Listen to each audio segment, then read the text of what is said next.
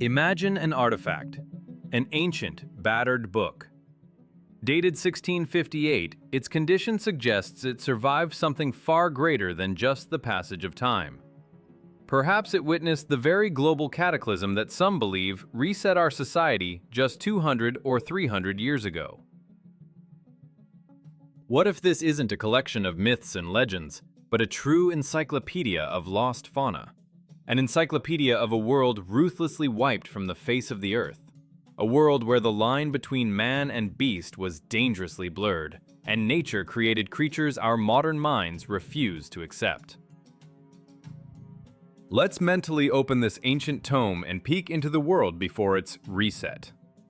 And the first creatures we meet on these yellowed pages are disturbingly similar to ourselves. The very first pages blur the boundaries between the human and animal worlds. We are introduced to a strange ape described almost as a human. Fully covered in hair, this creature was phlegmatic and bore a striking resemblance to us in its limbs and facial expressions. The book compares it to a wild man, noting its unusually long lifespan. But most striking is its complex social behavior. It showed a special affection for women and children, was jealous, and at times persistently sought their attention. The author notes that the description was taken from accounts of the Holy Land, hinting at its real existence in the past. If that creature only remotely resembled a human, the next one declared its uniqueness far more openly. In Paris, the text claims, there lived a beast named Tartarin, apparently originating from the mysterious lands of Tartary. It was the size of a large dog, but walked mostly on two legs. It looked so human that people dressed it in clothes and even belted it with a sword. The citizens couldn't decide, was it a strange beast or a little man, a monster? Tartarin acted with reason. It went to its kennel at night on command and walked the streets by day for all to see. Its voice, like a high-pitched squeak, and its frightened face only added to the mystery, baffling anyone trying to classify it. The world described in the book held more than just unsettling human doubles. It had a place for even stranger things. For instance, the sagan, a quick, lively animal slightly larger than a squirrel.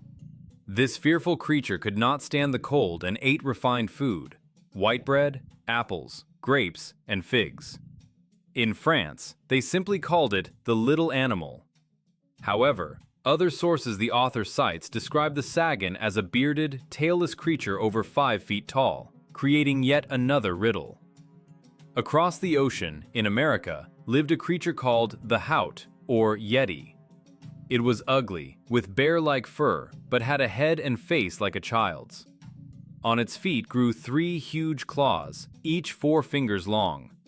Despite its scary appearance, it never attacked humans. When tamed, it loved climbing onto its owner's shoulders, which was unbearable due to those sharp claws.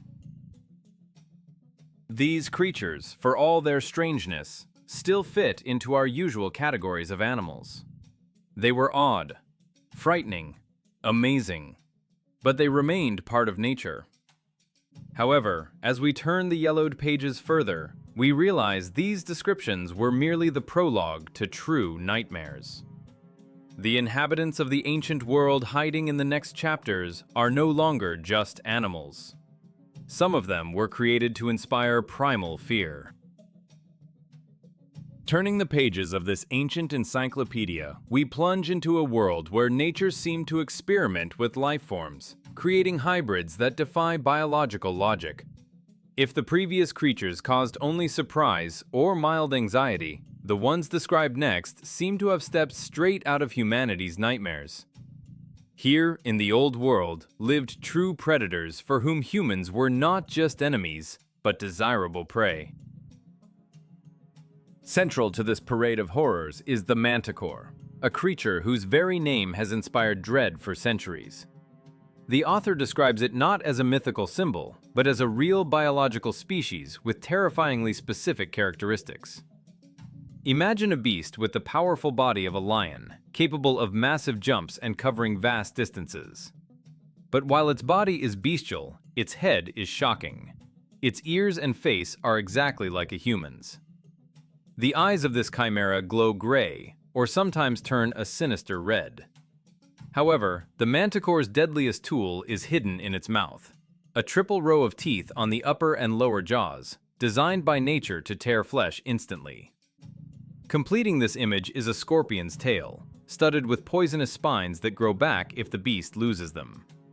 The text explicitly states that the manticore hunted humans specifically, and no other animal earned the title of such a fierce lover of human flesh. But the bestiary isn't limited to aggressive predators. It describes creatures whose strangeness lies in their frightening humanity. Near a place called Kyphoria, a massive beast resembling a giant fox lived, but with legs and feet like a man's. These creatures possessed a complex social structure and a piercing voice. If one of them died, the others gathered around the body and howled as if performing a funeral rite, mourning the departed. Their intelligence allowed them to fear nothing, not even elephants, yet they avoided other predators. And in the distant land of giants lived the Allocamelus, a strange hybrid of camel and mule with a neck white as a swan's. The very mention of a land of giants However, physical threats are just one facet of the danger. The book introduces us to the lamia, where horror shifts from physical to psychological. The lamia is described ambiguously, sometimes as a ghost, sometimes as a predatory animal, capable of taking the form of a beautiful woman. This creature, according to legend, possessed eyes sharp as a kite's. Nothing could hide from her gaze. Her treachery lay in mimicry. She could enter human homes, wander the streets, and peer into houses, spying on everything inside. Legends say she could terrify children and deceive adults with her appearance. If the manticore represented brute force and nature's fury, the lamia was the embodiment of deception and hidden threat. A creature that could walk among people, unrecognized until the very last moment. The book depicts this world as a place full of not just nightmares, but phenomena we are used to considering pure fantasy. Amidst tales of bloodthirsty predators and treacherous shapeshifters, a description suddenly appears of a creature that has become our absolute symbol of purity and magic. But was it real for the people of that time? Even the 17th century author, surrounded by apparent proofs of monsters, approaches this question with unexpected skepticism and scientific rigor. His reasoning about this creature's reality might overturn our understanding of where myth ends and lost history begins. Among the descriptions of monstrous hybrids and frightening predators inhabiting the pages of the ancient tome, we suddenly stumble upon a chapter that reads less like a naturalist report and more like a philosophical and scientific argument. The author takes an intellectual pause, addressing the reader directly, both his contemporaries and those born in the future, meaning us. The subject of his close attention is a creature that has become synonymous with an elusive dream in our culture, the unicorn. However, the author's approach is surprisingly rational for a creator of a book of tales. He doesn't blindly claim unicorns roam the forests of Europe, but he doesn't rush to dismiss them as fiction either. Instead, he builds a logical chain of evidence worthy of a lawyer. He draws a brilliant parallel with other exotic animals. The author reasonably notes, "We believe in the existence of the elephant, even though this giant was never bred in Europe, and most people had only seen it in pictures. If nature can create such a massive beast with a trunk, why do we deny it the possibility of creating a horse with a single horn?" To a person in the 17th century, an elephant was almost as mythical as a unicorn, and this argument sounds surprisingly convincing. He cites material evidence, not just rumors. The text mentions that the most obvious proofs were obtained by examining found horns. By a horn, the author means a specific bony growth rising strictly from the middle of the forehead. He methodically lists known one-horned animals to show that the concept of a single horn does not contradict the laws of nature. He describes Indian bulls called uni, which have only one horn. and mentions Ethiopian cows of purple color with a horn curving backward. He also points to the rhinoceros, a real beast whose existence proves that nature allows for a single horn on a massive animal's head. Thus, through analogies and indirect clues, the author tries to rehabilitate the unicorn in the eyes of skeptics. But a sad truth hides behind these arguments. The tone of the chapter suggests that even in 1658, at the time of writing, the unicorn was already perceived as a legend, an echo of a bygone era. The author speaks of skeletons found, of body parts, but not of living encounters. This observation allows us to understand the structure of the book itself deeper. It is not just a snapshot of a single moment in time, but a layered archive. It mixes creatures that still walked the city streets, like Tartarin, with those that vanished long before these lines were written, perhaps in the waters of that very global flood. The unicorn here acts as a ghost of the past, a creature humanity has lost, perhaps forever. This skepticism and caution regarding the unicorn create a striking contrast with what awaits us next. If the existence of a noble horse with a horn raised doubts and required proof, the existence of other, far more powerful and destructive creatures is treated by the author as an absolute, undeniable fact. He wastes no time trying to convince us of their reality. He moves straight to the details of their anatomy and habits. The next chapter is the largest, most detailed, and perhaps most shocking in the entire book. The author describes these creatures with the confidence of an eyewitness who knows they are the true masters of the ancient world. Prepare yourself, for we are crossing the threshold into the darkest and most majestic mystery of this book. We are entering the era of dragons. Turning the page, we reach the very center of this incredible chronicle, opening the section titled The History of Serpents. Here, in the chapter on dragons, the tone changes completely. If before we could talk about rare mutations or distorted rumors, now the author unleashes an avalanche of information that leaves no room for doubt. For the people of that era, dragons were not a myth, but a frightening biological reality. They were as integral a part of the fauna as lions or bears, only incomparably more powerful and dangerous. The author approaches the subject with scientific precision, listing the names of this species in every language known to him. The Jews called them banin, the Germans tarabel, the French dragon, and the Italians drago. This linguistic breadth indicates that dragons were a global phenomenon, known to every nation from scorching deserts to cold northern mountains. The geography of their habitat, described in the book, covers almost the entire known world, but with frightening specifics for each region. In Arabia, for example, there were snakes called sirens.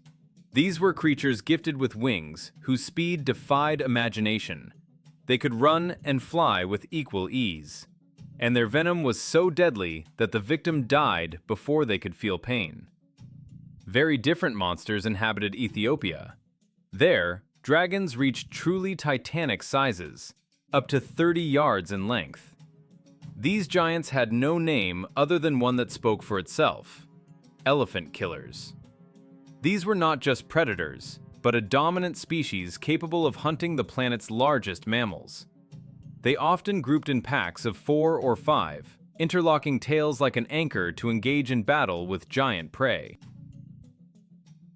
India is also described as the realm of the greatest dragons. Some of them grew up to 20 cubits. Indian dragons were divided into marsh and mountain types.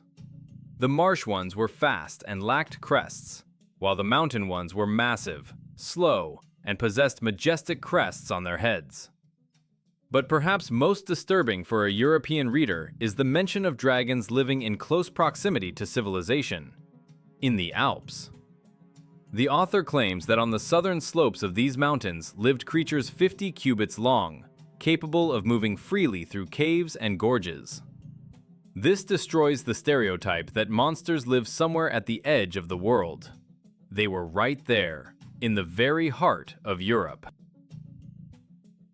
The appearance of these creatures is described with detail worthy of an anatomical atlas. We learn of their variety, winged and wingless, with legs, or crawling like snakes. Their colors ranged from black and red to golden yellow.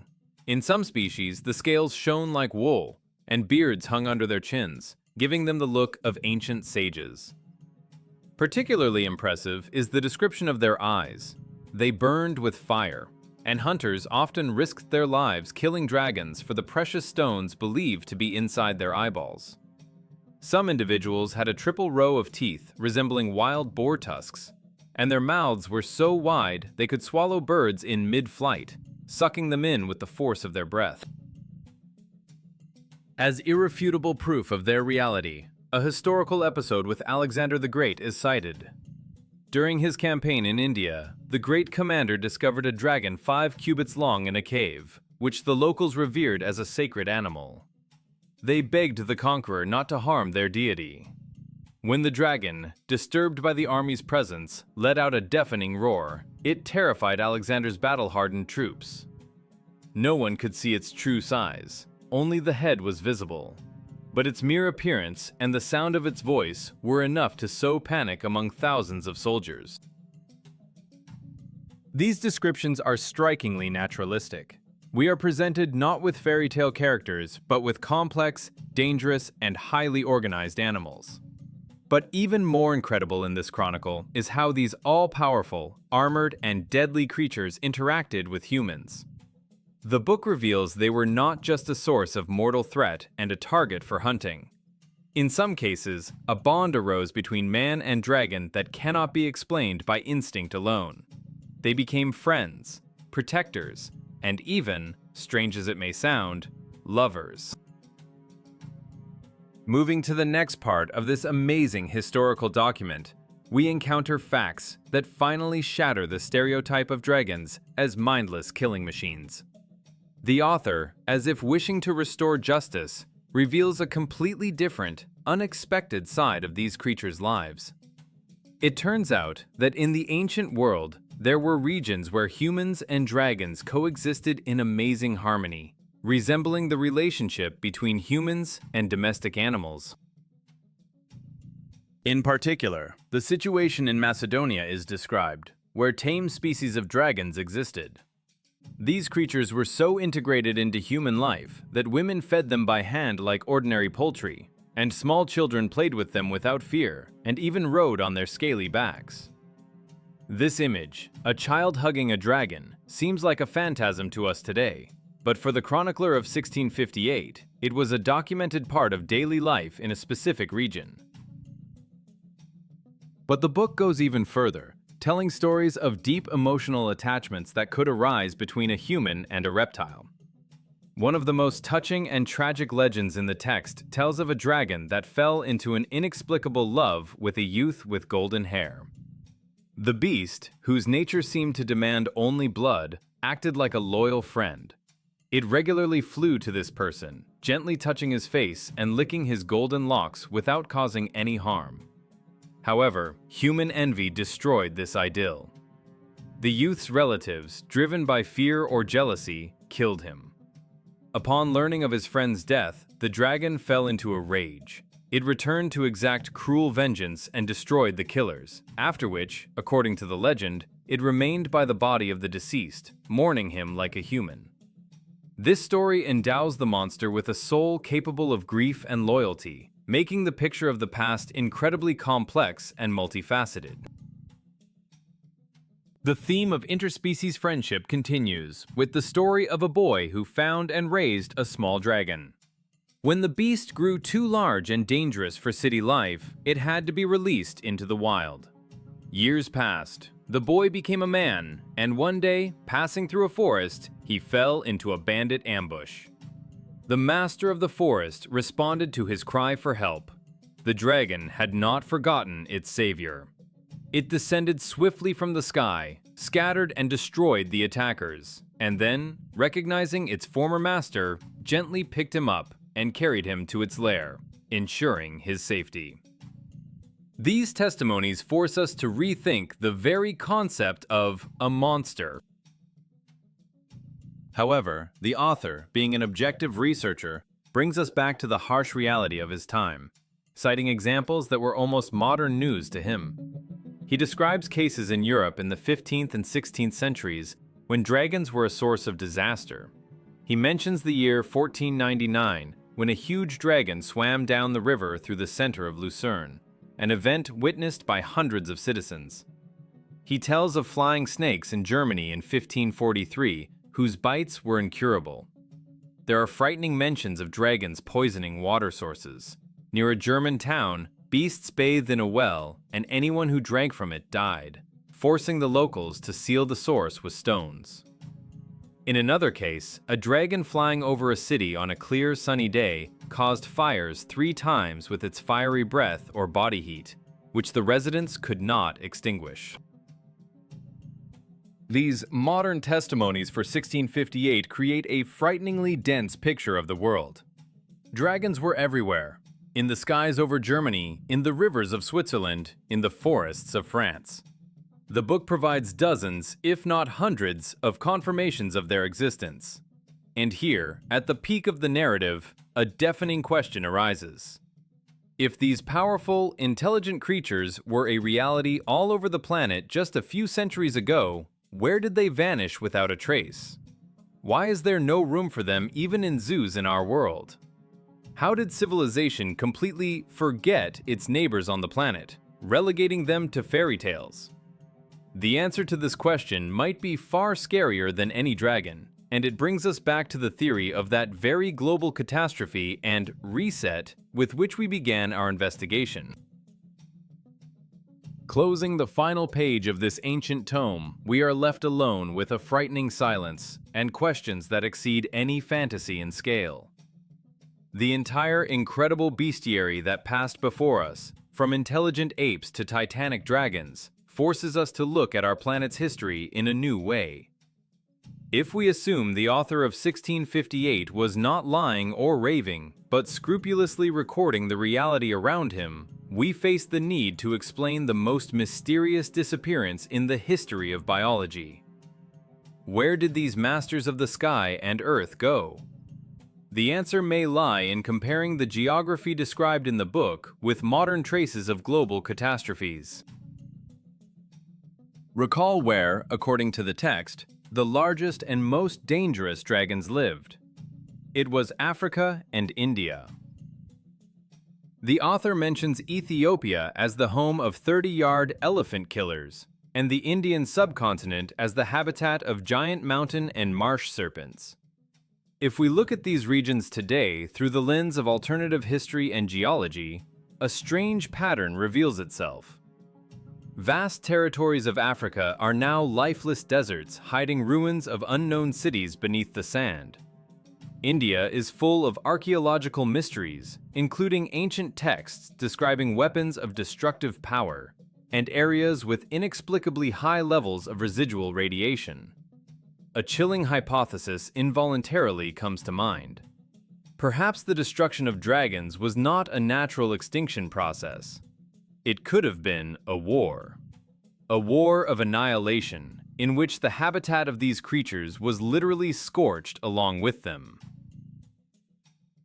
This thought leads us to a final, perhaps most disturbing theory. What if that very flood or cataclysm 200 to 300 years ago, often discussed by alternative history researchers, was not a random natural phenomenon, but a targeted cleanup? Imagine an old world, populated by creatures possessing intelligence, magical abilities, and physical power far exceeding any human technology of that time. In such a world, human civilization in its current technocratic form simply could not have arisen. How can you build cities, factories, and railroads if a creature from the sky can burn a settlement in seconds? How can you develop shipping if the seas teem with leviathans capable of snapping a ship in half? Perhaps, to create our safe, predictable, and dull world, where man has declared himself the crown of creation, total extermination of competitors was required. Dragons, manticores, lamias, and other relics of the past were too dangerous, too uncontrollable, and too powerful for the new matrix of reality. They were wiped out, erased from the face of the earth. And the remnants of their greatness were driven into the pages of fairy tales and myths, turning real history into folklore. We live in a sterile world, a kind of reserve for humans from which all apex predators have been removed.